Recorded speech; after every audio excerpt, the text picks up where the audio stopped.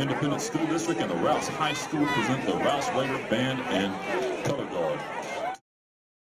My name is Lee Crochet. I am the first band director at Rouse High School. We started the program with 35 students on the roster, and we wound up with about 43. Everybody counted. Named for a long time the Andrew High School principal, Charlie Rouse. The Rouse High School band this year is comprised of freshmen only. The band and school will continue to add a grade level each year and will become a full 4-year school in the fall of 2012. We had like one of each instrument. It was really a challenge.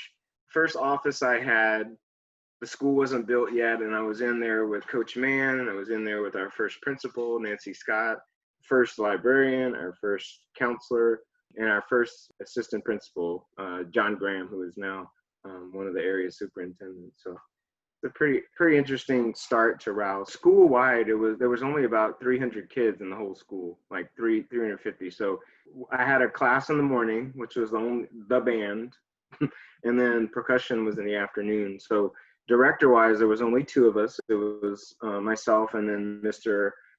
Jimenez, and so he did the percussion program for 5 or 6 years. So we were the original directors, and it was kind of just us.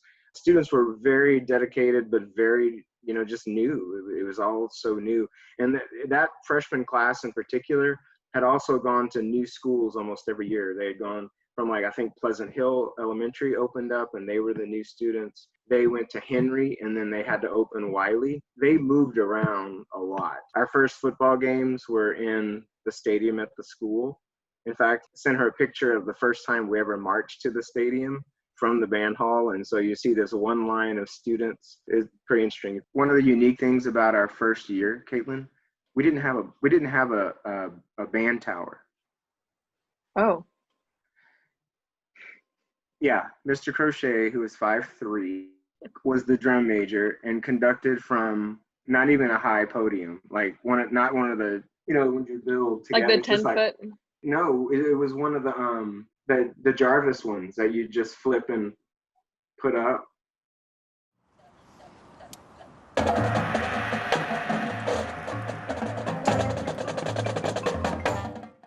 I'm Brittany Dacey. I was at Rouse from 2009 to 2015. So my first year was numbers, and it was what we call a box show. So it was not custom designed for us. We just bought it off the shelf. And it was actually called Child's Play when we started it. We actually bought a pre-packaged music show. It wasn't something that we got to design because those were really expensive, or at least way out of our price range at then. So we were always late bloomers, though. We were terrible beginning of the season. We were always terrible. We always pulled it off by the end. One of the parts was tag, and there was another one that was kind of like a puzzle one. Mentioned about 2009, we were 3A, and that was the year that we made it to the state finalists for TMEA. So we were 5th in the state in 3A on the concert band for honor bands. That was the accomplishment of that year, and that was only 2 classes. That was 9th and 10th grade. So we started to use the Sudoku kind of reference, and so we had these giant tarps that started off with a number, and then we opened them, and they looked like the squares from Sudoku, and they were so heavy. I remember this because we didn't have prop crew, we didn't have parent help. It was like 30 kids. We didn't even have a drum major at this point. I remember putting them on chair racks and pushing them up hills. Our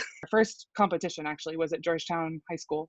And I remember pushing it up a hill at the end because it was in the old stadium where you had to go up really far up the hill in the back corner and just working so hard. And I remember our band president, because we had officers, we didn't have a leadership team, but our band president broke her jacket, and it was our first competition, and she was freaking out. So we were fixing that, and it was we got through it, and it was amazing. We did really well, and people were like, "Oh, watch out for Rouse." We were still looked small, but the ability and technique, we were doing pretty well. Our first game, I think, was against Eastside Memorial, and they paraded around the track because they're the old school band program, and the kids were like, "Whoa, they're dancing," because our kids had never danced to anything. I think that was the first year we had Hey Band. Hey Band! And they were like, "What's Hey Band? What do we do? How do we handle Hey Band?" And they were so excited about it. And so towards the end of that year, I actually was the one who brought the Wiggle to Rouse.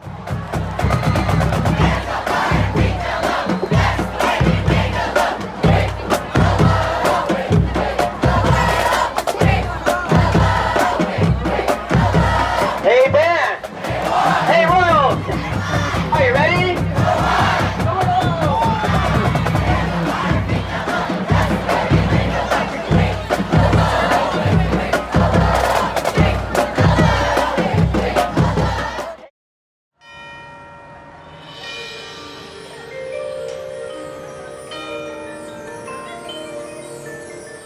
2010 was more written. I think it was a little bit more of a custom show. It was Ryan George wrote it, and it was originally called Twisted Twinkle. It had like Twinkle Twinkle Little Star and all things starry at the same time. So the kids really liked that one.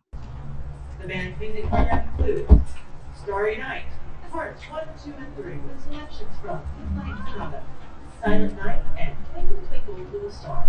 Size-wise, we were probably right at about 100 that year. So we went from 35 to about 70 and then to 100. So we were on our way growing. And then we had our first drum major, Calvin Barnes. He was the first drum major of the Rouse Band. He was our only drum major, and we started to like dip our toe into leadership world because we hadn't really done much of it. May begin your performance for the Area D Marching Band Contest. My name is Shelby Mitchell. I was at Rouse between 2011 and 2015. 2011 Flurry was the first year that we had each class. We finally had a full 4 years of students and parents. So they had certainly learned how to get it done. So it started to really take off after that Flurry year. One story that I remember, it was really rainy that day. One of the biggest hits of the show, it just started like pouring down rain. And our show, obviously Flurry, it was about like snow and winter and stuff. So everyone kind of pretended we were playing in the snow, which was kind of fun. I vividly remember that moment. But I do remember we had these giant panels of like snowflakes that started off covering the band. The first time we performed at a football game, this is my freshman year, talking about like the very first time. I was kind of nervous about like how the show was gonna go. I distinctly remember having this thought while we were playing, like, oh my gosh, this is so cool. We are impacting so many people right now. Everyone is hopefully enjoying the show. And coming off the field, I just remember like seeing everyone clap. That was like the most customized show we had had to date, where we had picked the idea and trying to make it kind of like wintry, but not super Christmassy. Definitely had more leadership in that case. And that was when we had seniors. That was the Alpha class's senior year. I just remember the seniors being like really excited and happy to get to do this with everyone now that we had like a full band program and a full school. So it was the first time that since I had gotten there that we actually were losing a class at the end of the year, because when I started, we just kept gaining people. We never like lost people. So that was kind of a new thing for us. I think that was the first year we had like a real band banquet. I think that was the first year that we started to like actually honor the seniors, and we got to do more of that. It's incredible how much you remember and how much the stories of just how the band hall got the way it is, because you add stuff everywhere and you build things, and it went from nothing to what it is. I think that was the year that we started the little boxes where you could drop in nice notes about people as they left, where you could do it during banquet and just like say nice things to them, and then kind of moving forward so they would have a keepsake. So there would be like a little cute, think old school, like elementary school Valentine's Day boxes, and then once it's made and everything, you could drop nice notes to the seniors and they would have it.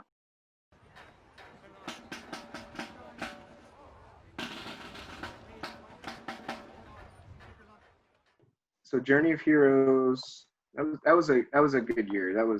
Kids got really into it. So Journey of Heroes, that was basically this literary story. It was a depiction of the literary story of a hero, the rise and fall of a hero and everything. I think technically the band got a lot better that year because we focused on the right things. So Journey of Heroes, my sophomore year, I remember there was a giant flagpole in the middle of the field. I just remember I had to put the flag on the flagpole and like raise it up at the very beginning of the show. What I remember for that is that stupid flag going up and down the pole.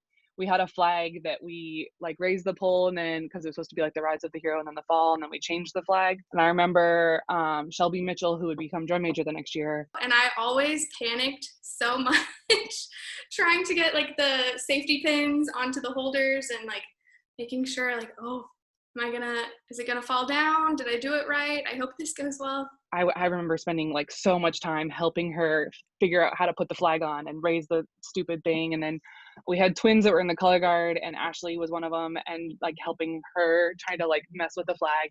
But that's, to be expected. Nothing ever goes as planned, at least as props go. We went to BOA San Antonio. The flag didn't go up the last time. But then that night at the game, we did it and we had a taller, like not 12 feet, because of all the restrictions, pole, and it went up and we were like, but we were so excited also because it was the last performance of that show. I think that show was my favorite music that we ever played. I think it was the most engaging, probably one of the more difficult shows that we had during my time there, at least. The next band in conference we're playing is the Rouse High School Band from Leander, Texas.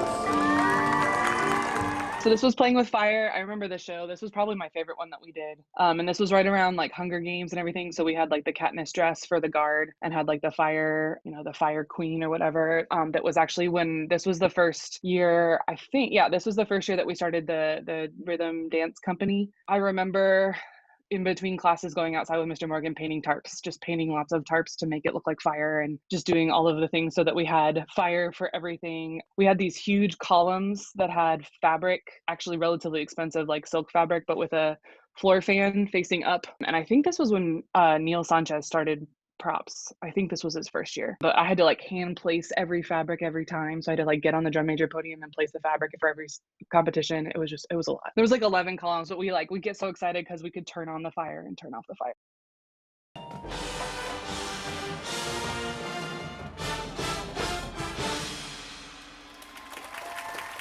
And then Clockworks, that had like Doctor Who music, and we got better at the visuals that year. I remember that. We did some tarps on the field, and it was cool. The costuming was good. It was kind of like steampunk idea, so a lot of browns and yellows and rust colors. We wound up building a clock on the field, in the middle of the field, so kids like that one. It was a little dangerous though, because we had so many props that the kids tripped over them sometimes. I remember there was like a sound effect between like transition times. It was like the cuckoo from a cuckoo clock.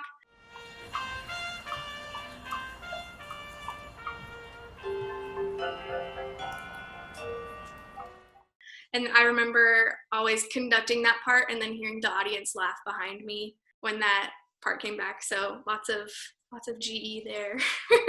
I have one like iconic memory in my mind. Sam Acosta was a drum major then, so I would have him hit the start button for the Met, and I would like listen, and I'm sitting here like scrub painting while I'm trying to run brass class and just trying to do whatever we can. Parents were still becoming more and more helpful as we were getting through that, and we were getting better and better about actually asking for help.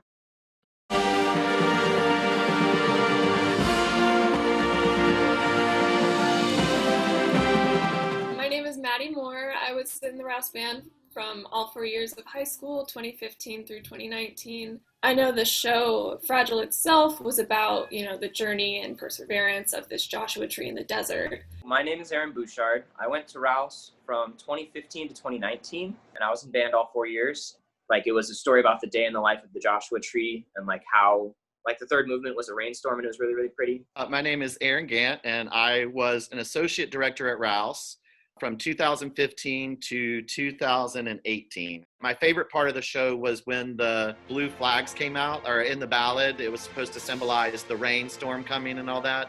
But it would rain and it was cold every weekend. It was miserable. Like the very first day of band camp with everybody, meeting the drum majors for the first time, I remember that they all lined up and started talking about why the journey we were depicting in this show was particularly important to them. I'm Grant Doolittle. I was at Rouse from fall of 2015 to spring of 2019. It was definitely formative for my class because we felt like our freshman year wasn't what we wanted it to be as a whole, mostly as our class.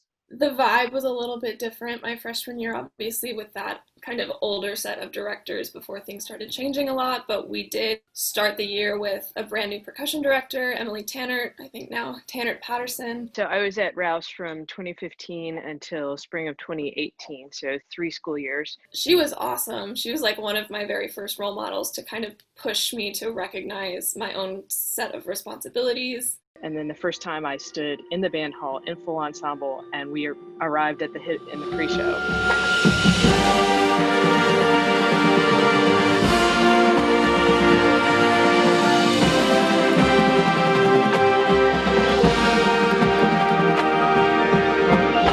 And just the amount of, suddenly like 3 times as much sound as I was used to was coming at me. It was definitely a really cool feeling as a director to go, wow, we can really put out a product here. We have something to work with here. The thing about Fragile was that we knew it was the last year before the school was going to split. Everyone wanted to make the most of having a really large ensemble. I interviewed for a counseling position, and I was just really fortunate that it was at Rouse. It was one of those bittersweet things.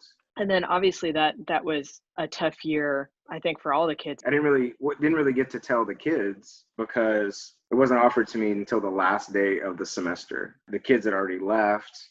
And then, of course, Mr. Crochet left at Christmas break and moved into the counseling office. Those last 3 years were pretty emotional for me because I knew that it was kind of coming to an end. I did do the musical in January because I knew that they would be struggling. And that's when Mr. Spicer was kind of coming on board. And Mr. Spicer came on board, which was great. Good afternoon, ladies and gentlemen. My name is Jeremy Spicer, and I was director of bands at Rouse High School in the spring of 2016. You may be going, spring of 2016. Yes, one semester.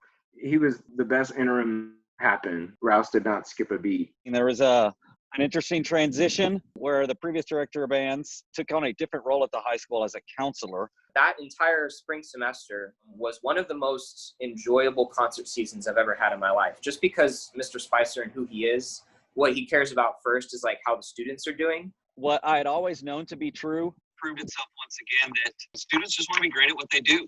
And they want someone to be excited to be great with them. And that's what we did.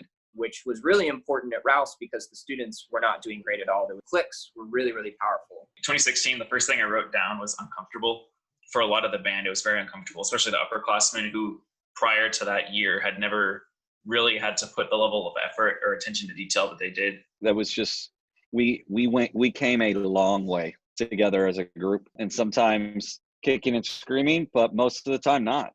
I am Nick Temporali. I was involved with the Rouse Band from 2015 all the way through 2019. He kind of like started to kick in these different ideas, different like terminologies, like everything kind of shifted. It was more detail focused on why we were doing what we were doing. We focused on just developing the individual musician and making music, and it was fun. Like if you weren't a part of like a specific friend group, you didn't really have a place in the band, which I really, really hated. Mr. Spicer immediately recognized that and told us that it has to stop and got help to get rid of it. When we performed, and you could see it in their eyes, like when it was done, like we checked off one and then checked off the other, and I was like, we got this, keep going. You saw them about halfway through the third piece, like their shoulders just fell and they were just enjoying performing. And that's where with me, it's like, yep, here we are. We found out that Mr. Spicer was going to be leaving us before the semester ended. And that was pretty hard, not gonna lie. But there was just so much change throughout that entire 12 months because I was new, Mr. Gant was new, Mr. Flores was new. We lost Mr. Crochet. We lost Mr. Morgan at the same time we lost Mr. Spicer. He left to go to Seattle at the end of the year. So we were getting 2 new band directors.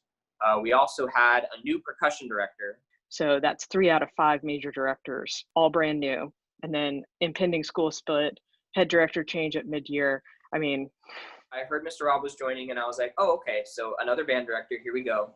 And we got Mr. Rob and Mr. Johnstone. So basically every position changed within the course of 12 months, some of them twice. We got Mr. Rob and Mr. Johnstone, and everything changed. Like nothing was the same from old Rouse. When Mr. Rob showed up, everybody, or at least a large portion of the band, was very, very skeptical about how it was going to go. Because we had just like experienced a great semester and we had done great at UIL and we were having fun in band. The person that made that happen left and we were like, oh no.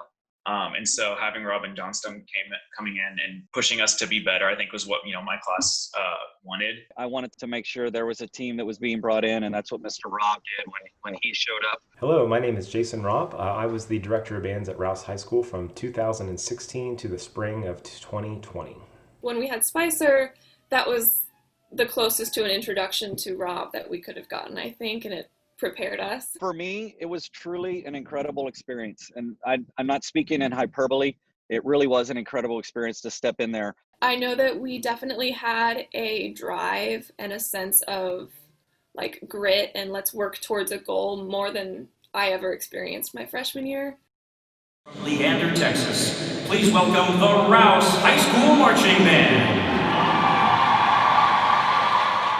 It was such an interesting time of newness for everyone. So from the student standpoint, they had already had a lot of new faces coming in and telling them to do this and do that and do whatever. The one thing I'll say about the students is they really embraced it. I mean, they had went through a lot of change. Lee left in December, Jeremy came in, Jeremy left in May, Jason came in, and they were just wanting some consistency. And I do think that's the biggest thing that Jason and Ryan both brought was just consistency. My name is Ryan Johnstone, Director of Bands at Rouse High School. Previously was an Associate Director beginning in 2016. We made a lot of headway early on, pushing to those early contests. And so it was kind of hard for them to fully buy in. And there was definitely I would say honestly, the seniors bought in because they wanted to be a great senior class, but the sophomore class that year is the one that kind of stepped up to the plate really strong. I felt that marching season, my sophomore year, was there was so much going on, a lot of change as well, like you saw on the field when we were trying to do drill and stuff like that. Things that were hard were the school had just split, so a lot of students had left to go to Glenn High School. My class literally went down a division because of Glenn opening. And so then it was an even bigger struggle to get people. And just friendships being broken and those type of things. There was also a lot of turnover in directors those first couple of years. I thought we made a lot of progress. And then I felt like at the end of the year, we actually kind of dropped off a little bit. I remember that year we had a lot of repeated work. We were doing the same sets over and over again without making any progress. The senior class, I think, had 9 band directors or something that first year that I was there. I didn't really know Mr. Robb or Mr. Johnstone for half of the first semester.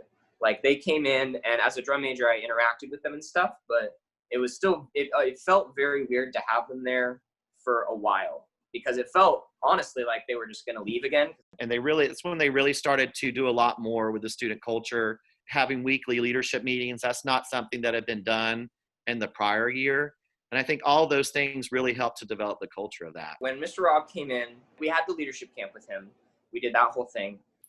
Every single day after that initial, first day of band camp, that had completely changed. And I was becoming a part of a family. And then there was one day, we had been doing early morning practices that year, and everybody was just kind of going through the motions, kind of getting through the reps that Mr. Robb was calling out to us, not really doing that great, but not doing terribly.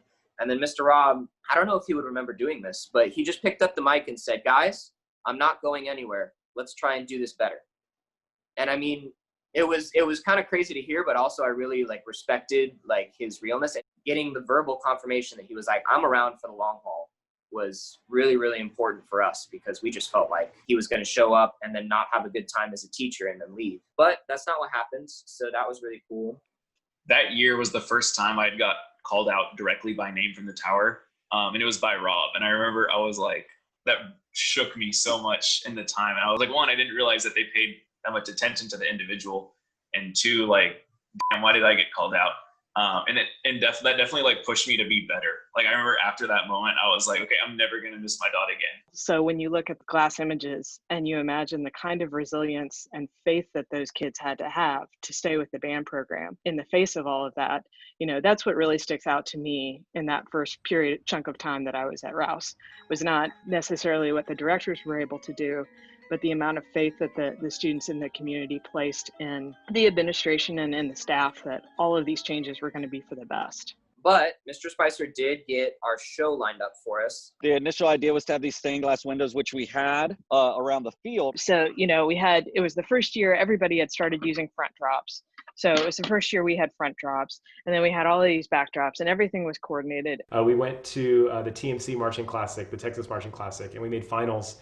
And we were lining up to go into retreat, and I realized that no one in the band had ever been to a retreat like that. So they didn't know how to line up and go to retreat. The drill instructors and I can remember looking at Ryan Almond. He was we've never been to retreat before. And so the drum majors and Ryan Almond and I were trying to teach the band how to line up for retreat as we were going on. It was such a mess. The guard uniforms were coordinated with everything else. And that was one thing that Mr. Spicer had left us with, was this incredible palette of visual design that was just gorgeous. We had to be over the top colorful in some way, shape, or form. I don't know what that was going to be initially, but I knew that I wanted it to be over the top. And that was the first thing every judge said, percussion judges, visual judges, music judges. Everyone went out of caption to go, wow, this set is just so clean and it's so striking and it's so beautiful. The next band in Conference 5A is the Rouse High School Band. Their program is entitled I was interested in doing some kind of Eastern influence thing. So that was another continuation of sort of this mix of modern and traditional. We came out of band camp that year with 9 pages of drill. That's all we had. You know, that was a state year. And obviously what always stands out about Lotus was it was the Rouse Band's first state appearance. To feel that behind, you know, in the year that you're really trying to go for this, you know, make the state contest for the first time, it was pretty challenging. That was the year the school split really hit the program because, you know, the previous year we'd had this massive senior class. You take this group of kids who's just constantly kind of had to go through these changes and this rebuilding and always having something operating against them. Originally with that show, we were going to start off with no color and develop into color. I remember Mr. Gant, we had a staging day where like Mr. Gant and I basically just Mr. Gant, not me, completely on the spot restaged the entire ballad. And after that, like the next weekend, our score went up like 5 placements.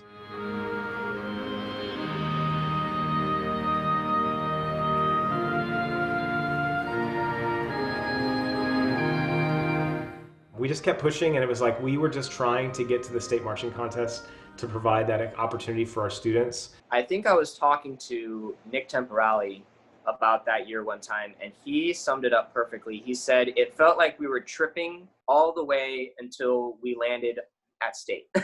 Lotus was a beautiful show. It had a lot of really great moments. It was a very difficult show. We still had our same writer from the year before, Jay Bocook. Lots of different key areas, lots of harmonic demand in particular. Like the entire season went well, but it felt like frantic and like we were trying so hard to do so many things all the time. Because that year was the first time that I actually felt like we were getting pushed to like, we have to like, it's our turn now. I know right after one of our performances in the Alamo Dome, we were being interviewed by Mr. Maldonado, and I was so overwhelmed with the adrenaline that was going on. And the performance we just did, I was really emotional for some reason. I think the root of his question was, how is Lotus kind of a metaphor for what Rouse was going through at the time? The more I think about it, I think maybe he was trying to get me to talk about everything I've been talking about, the director changes, the perseverance we've had to go through in our own playing and shifting our mindset entirely. So it was an amazing year. I'll tell you that the leadership team that year was probably one of the best leadership teams I've ever taught. It was the kids were just amazing. By my senior year, the leadership team definitely had the mentality of like, we're going to have fun being really, really good at what we do. The first thing that comes to mind about 2017, honestly, the first unison concert F that we played in summer band. It kind of gives me chills thinking about it because that's when you kind of know this is going to happen. If you're teaching well, it should happen, right? But the first concert F that we played was shockingly better than the previous year. The kids had such a drive that year. I think what made a huge difference in that year was that one, it was our own show, it was our own product, and so we were personally invested in that. And two, the music was fun. The biggest thing that changed, like the most important change that happened that year, was the student leadership started taking initiative in places that they weren't told to do so. After school sectionals, like without like asking Rob, like we all just like showed up and started practicing together. We started doing, even in concert season, we started doing extra sectionals. We had gone in there and we knew that like all the work that we had done that year it was possible for us to, make finals and, be a top 10 band at UIL. And we went in, we like woke up at like 4:30 because we had an 8 a.m. Performance time. And I remember everybody like just being so zoned in and being like, okay, this is everything in this year has led up to this moment. We need to have like a good show and we're capable of having a good show. It's just a question of, are we going to be in the right mental state to do that? And I remember we went and performed, and afterwards the feeling on the field was just like, yeah, that was a really good performance. I just felt that entire marching season, we did so well in how we practiced that when we did start performing at these competitions, we started seeing the results. That area performance, I think, was our best performance, or probably the best performance I've ever been a part of. And then obviously the feeling whenever we were sitting there and they called us being able to make state. We went down there and they pass out envelopes and they start talking about UL. And so I pull the envelope, I pull the paper out, and I just start from the bottom and I look up. And I was expecting us to be like somewhere in like the teens, like 13 to 16, 20 or whatever. And I knew that the top 9 or top 8 or whatever were making finals. And so I go from the bottom, look up, and I got to like 10, and I thought that I had missed Rouse. So I went back to the bottom again. I mean, I think I yelled out loud in front of all these band directors. Like, I don't remember what it was I said, but people were probably like, who's that guy? Why is he doing that? Mr. Johnson ran out to call the meal moms to tell them that we needed to get ready to feed the kids. But I was shocked, honestly. I knew that they were doing well, but I just didn't know what to expect. And I ran out because I was like freaking out, didn't know what to do. And we were in the bottom of the Alamo Dome, and our cell phones weren't working. And I realized when I'm in the hallway that the next thing that's going to happen is they're going to draw for finals placements, and I wasn't in the room.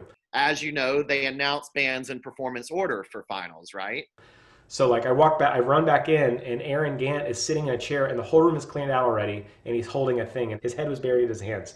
And I was like, oh my God, he drew first. Like, we're going to go on first. And I showed Jason the 10th thing, and I was like, holy crap, we're like the last band to go on, And he looks at me and he holds up a card, and it was 10th because we went on last. Like, he drew last. And then we drew to go on last, which was even crazier. For Rouse, especially leading all the way up to that, there have been a lot of times that for sure the band had been kicked in the teeth. You know what I'm saying? We knew, and we went back up to the stands because we wanted to see what the kids' reaction would be. It was such a cool moment for me, but then I realized that they were about to announce to everyone else. So I grabbed Mr. Gant, I grabbed Mr. Johnson, and we went up to in front of the kids, and we had to totally compose ourselves because they were about to announce. The kids wanted to make it, but so many times they had not, that they were prepared, and what was really cool was to know that it would be the last, and I kind of get choked up talking about it now, but what was really cool was to know that we were going to be the last name called,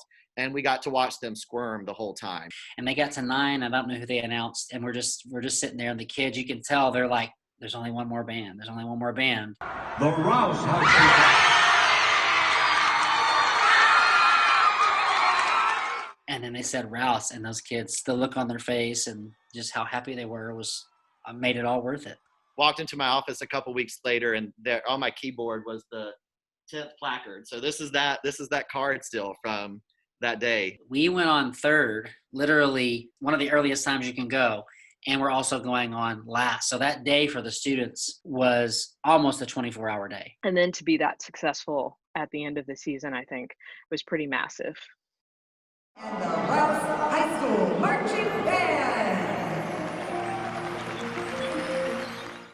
2018 was kind of crazy because we had to pivot for some copyright issues. So we kind of had a show plan, and we had to kind of change our plan.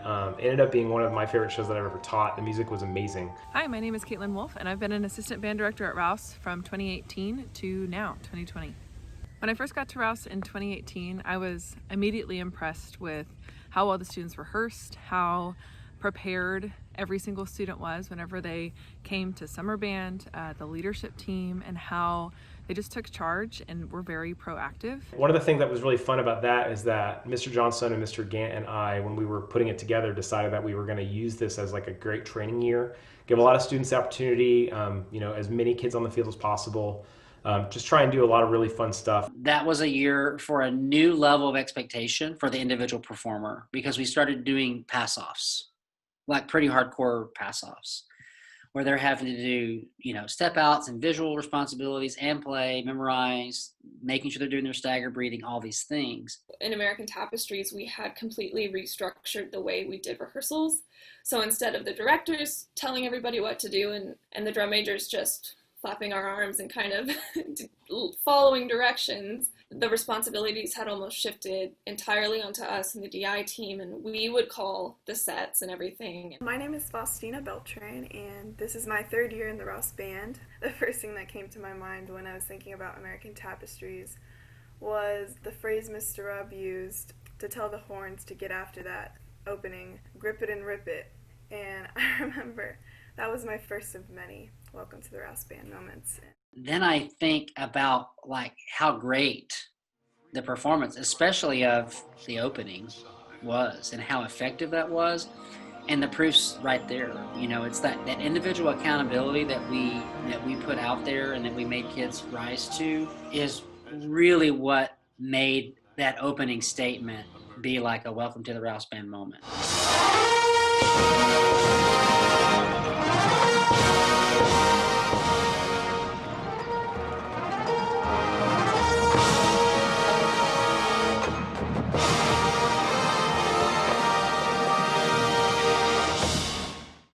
We would kind of lead rehearsals and structure it and everything, and that would allow the directors to be on the field and critique people and know exactly where we need to focus on more, which was a complete change. I'm Sophie Klepner. I've been in the Rouse Band program since 2018. That was my favorite show so far. I loved American Tapestries. I loved the music. I still remember the choreography at the very beginning and all of that so much. And I remember having really great leaders.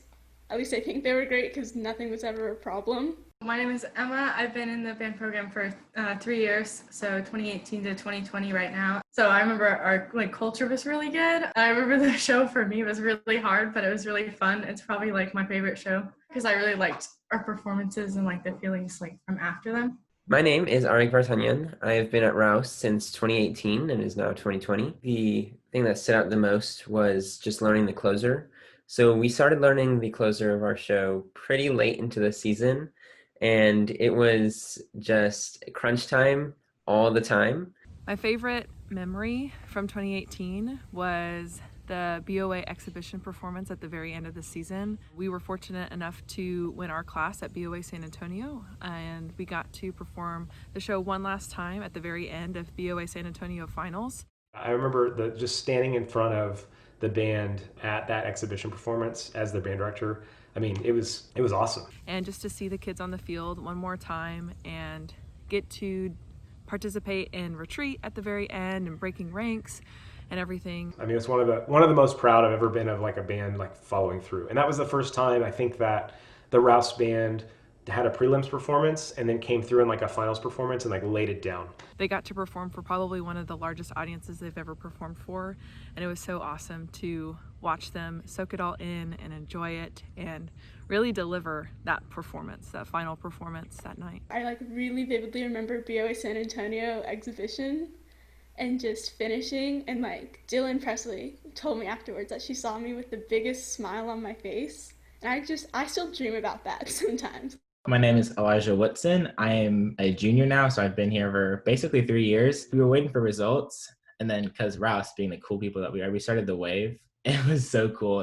We started the wave, and then it went around in between a few bands, but then the entire stadium was just doing it, thousands of people, and I was like, dude, this is the most fun thing ever. I was standing outside of the box truck after we had just finished performing our very last time at the Alamo Dome.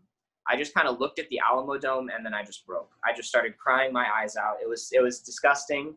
I feel like out of all my 4 years, that was the moment that I realized hey, we did a really cool thing. Definitely the most memorable moment was senior year at the Dripping Springs drumline competition. We were lined up in the retreat formation for the drumline competition, and they started they called out the top 5, and they were calling out 5th place, 4th place, 3rd place. And when they got to 2nd place and hadn't said our name, we were me, Aaron, and Eli were just we were so giddy. We were holy. It was really powerful for me because I was looking around and I was seeing all of the people in the freshman, sophomore, junior class doing all of the running around and fixing things that I had been doing for 4 years. And it made me realize okay, so this band program's in really good hands. The leadership team that's going to be taking the torch is going to be really good. Probably my favorite piece during concert band was Entry March of the Boyers, just because as a trombone player, I generally don't get the fun parts. And I definitely did get to play the fun parts, and I got to play loud, which as a low brass player, that's pretty much my one desire in band.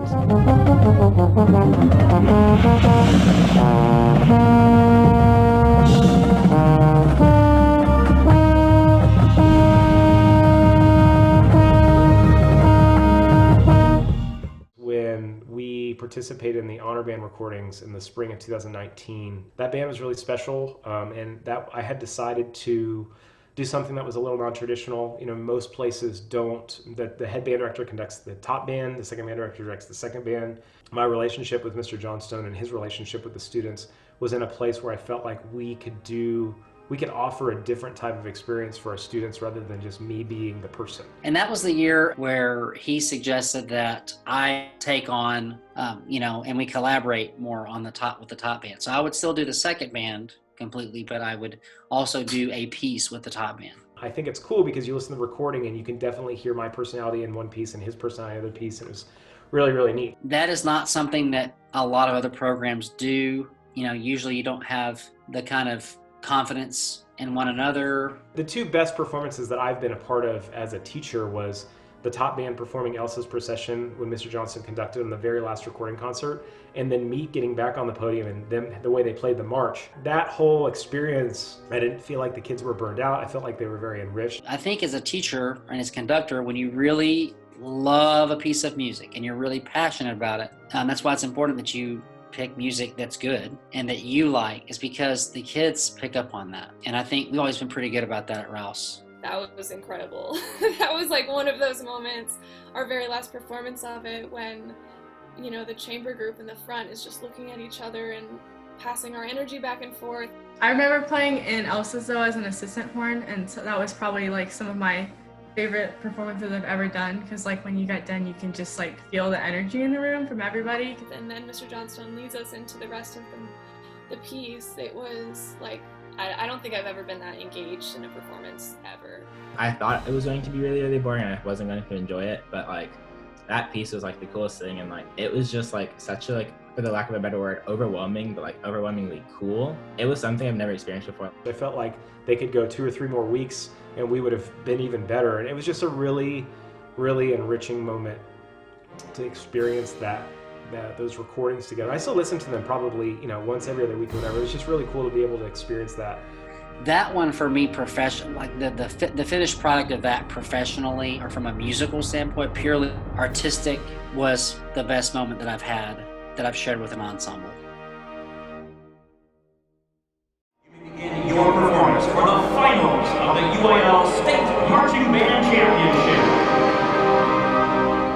When we got to 2019, I knew that I wanted the aesthetic to be modern and bright and colorful. I knew that I wanted the music aesthetic to be something that the kids would really enjoy. The design ideas, we wanted, when I went to Mr. Rob's house and we had 4 or 5 different shows going back and forth, and I said, I have this show about a city idea.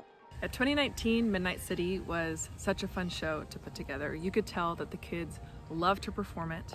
Like this whole thing of city and traffic and the hustle and bustle of the city, and when the lights go out and the city comes to life and what that could be. And then Mr. Rob's eyes lit up because he's always wanted to do this whistle thing from when he was at the Scouts and the Scouts thing. And he's always wanted to figure out how, he's like, we could do this whistle thing and that. And so he immediately got excited.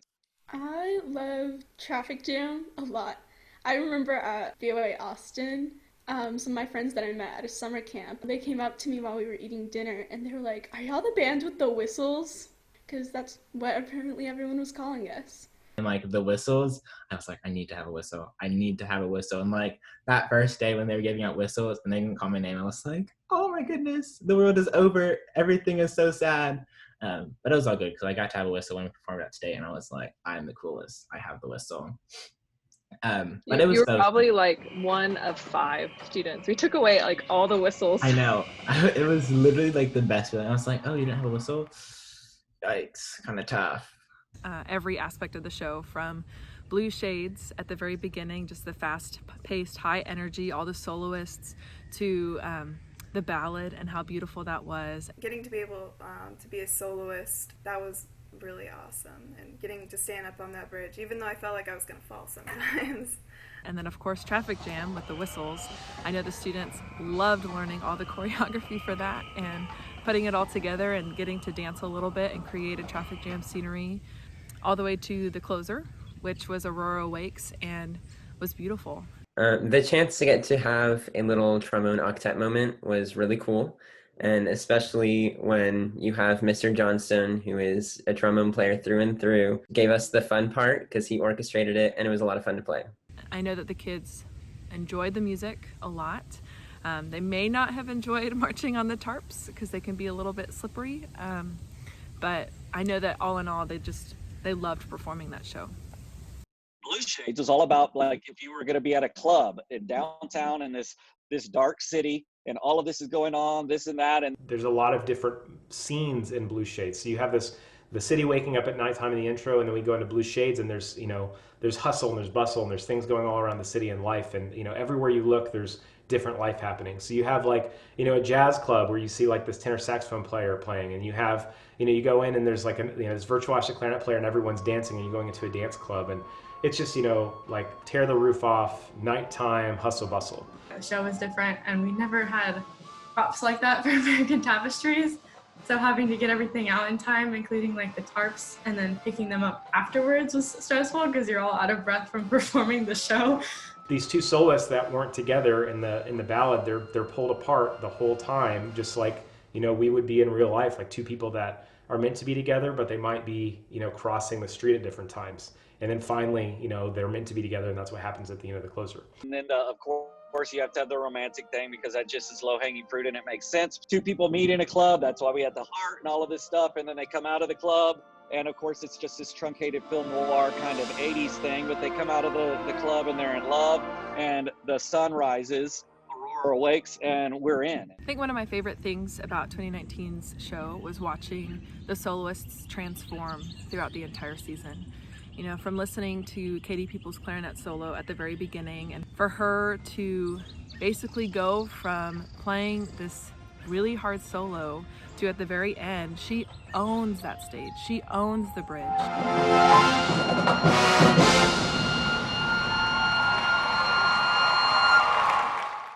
All eyes are on her as she's performing this amazing solo, and she's just walking around, flipping her hair, doing this choreo. Just general takeaways is that the students want to be great, and they take after the staff that's in front of them. And the staff, Mr. Robin team, when he got there in that fall all the way through, like the students have been rising to the occasion, getting better and better and better and better and better. I loved when we got the results from CMC, we were all lined up outside the stadium. And when we heard them announce us and like our placement, we were just like in shock. And I loved that because it was like the look on everyone's face. That was so good.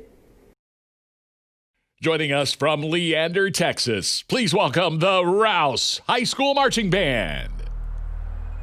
Rouse High School's musical selections include the following: Cycle Song by Imogen Heap, Home by Billy Porter and MJ Rodriguez, and musical selections from Lost and Wicked. So as we all know, the school year from 2019 to 2020 got cut short with the longest spring break ever. So in the spring of 2020, Mr. Rob, he had already announced to the kids that he was going to be leaving. I'm not really the one that gets super emotional, but when Mr. Rob told us that he was leaving and said that we were having a new band director and that band was going to be really different next year, it kind of made me realize how much of an attachment I'd grown towards the band. I knew that Rouse was the home for me. Like that was the place that was my home. And I know that I don't work there anymore, but it's still like my home. That's like where my son will go to high school. I'm not going to teach anywhere else. That's where like I belong. That's the place that I felt the most at home. When Leander ISD announced that the first 3 weeks of school was going to be virtual, the directors felt pretty strongly that we needed to find a solution that was going to work no matter what. It wasn't something that could be canceled, and everybody would be involved in it, whether they were in person or whether they were at home. We knew that everybody could participate in that. We wanted to create something that every student could be involved in, whether they chose to be virtual or if they wanted to come back in person. There's never a possibility that we were going to, and I think it's because we didn't have time to, but we weren't going to play the victim. We didn't want their experience to be limited to what they felt was best for them and for their family. And that's whenever we decided to create the virtual 2020 show. We knew that we're going to make this thing happen, and this is what we're going to do. That mindset, by and large, is what helped our students just get behind it and go. I mean, with all the things happening, I kind of appreciate it. Even though the directors like to keep secret our show, like it's, I don't know, some like special jewelry or something. The 2020 show has 4 different parts, has the intro, the opener, the ballad, and the closer. It's called Home, and so I know that the theme has to be something about home. I mean, home has become something totally different this year. I'm excited to see what happens, because no, I don't know a lot other than like the 4 parts of the show, and you're including virtual recordings and videos, and also the things that we did in person with the drill and the choreography, which I think will be really cool to see put together. Overall, I think that despite the adversity that we faced, we as in the Rouse Band, have been able to make the program really fun, especially on the kids' end. I would say it's very different. Like, I thought Midnight City was different, but this year is like a completely new playing field. It's been a different experience, but different doesn't mean that it's a bad experience. And it definitely has been cool to try new things. Especially not having like everybody there at the same time, and like working with so many people and trying to get them to be on the same level when they're not there at the same time is really hard. But I think it's still fun. And I like having rehearsals because it feels more normal than it would if we didn't have them at all. What is band? Like, how are you guys going to do band? And I was like, it's a great question. And the band director was like, yep, great question. We don't know either. At first, it was a little bit chaotic, trying to do everything virtually, secondary teaching over those full band virtual rehearsals that we were all on. One of my favorite things about like secondary teaching on like Zoom is like I'd go through and like I'd find a kid and like I'd pin their video. It's kind of like I was stalking them, so it's kind of awkward. All the DIs, we tried to go through and find everyone that we could and put everyone's hands down, and then we'd leave for 3 seconds and their hands was back up again. And at first I kind of felt like we weren't making any progress because, we were just typing comments and you can only learn so much that way. But I give them comments and I'm like, you need to work on this, you need to work on this. But like, you're doing so good, like literally pop off. Like you're doing such an amazing job, and you could like see them smile. And then once we started doing those first few in-person rehearsals before we brought our instruments out just to teach, that was I remember coming home to my mom and being like, that was so fun. But I think that, in all things considered, we're in a situation where we have something that we can make the best of. And I think that's very different from what most band programs are doing. Some people think it's kind of, they're doing this show called Home because they're stuck at home, when it's actually the opposite. The show is about Rouse being our home, trying to tell that story and share it with everybody. And I think that that's really important because, it's the school and the program has become more of a staple name in our activity, but that's not important because the reason that people know about what the band is doing is because of what's happening there. Many people have asked if we created this show to be virtual, and the answer is no. All of the music, the concept, everything was created before everything with the pandemic started. Everyone in our band is like doing so well in such like a hard time, and it's like, not to get all sappy, but it's extremely moving and it's just uplifting, and it makes me really, really proud of this band. I knew that Mr. Rob was making a decision to step away from teaching. And so, when I went through, the life journey to decide that I needed to change what I was doing and be a stay-at-home dad and do what I'm doing now, it changed a little bit to be more about emotionally, what it was like for me to come to Rouse, and what it was like, and this is totally cheesy, but what it was like for me and Mr. Johnson actually to teach together. Jason was still on, obviously. He was still the director of bands, and he did a great job helping us wrap up our year and keep us focused on what we needed to be doing. Some of the storyline and ideas changed a little bit from what was originally intended to what the virtual show was going to bring. And you're trying to come up with, meaning so you can create, emotional arcs. And getting to it ended up being, for me personally, telling the story of Mr. Johnson and I working together. And, at the beginning it was very uncomfortable and very, very lost because we had both left our comfort zones, and you're sitting in this situation where you thought that it was going to be one way and it was different. And through the whole process, from the beginning of us working together to the end, we could rely on each other, but it didn't mean that we were necessarily comfortable.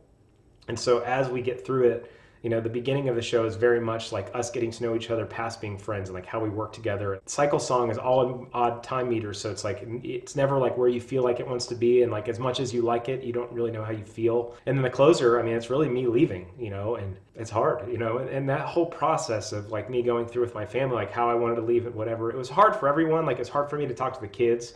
But, in a band program, and I love the kids at Rouse, my favorite kids I've ever taught, but at the same time, the students leave too, the student will be in the Rouse Band for 4 years, and then they'll leave. We just didn't know what was going to happen. We just kept thinking, I think all of us were hoping that things were going to blow over and it was going to get better. It's a shame that we weren't able to do it the way that it was meant to be done, because I thought, we were going to have these house props and it was going to be really cool. And we basically want to be about like being uncomfortable and then coming home and realizing that you're where you're supposed to be. What's crazy to me is that out of those 4 parts, we have only ever played one of them in person.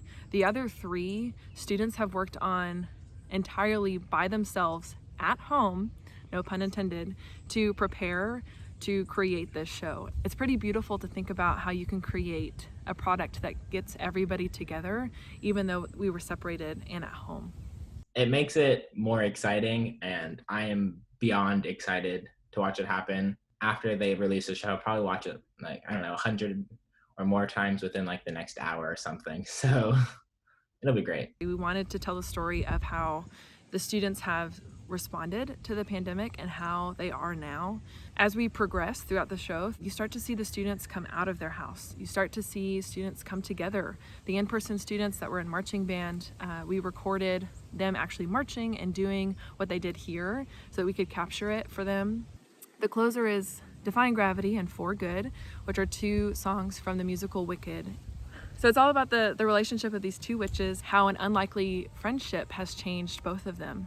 And so the song For Good is they're singing to each other about how they weren't expecting to be friends, that because they knew each other, that they were changed for the better and that they were changed for good. The closer definitely turned into a homage for the seniors and how they have impacted the program and how we have hopefully impacted them as they're about to leave and go impact the world.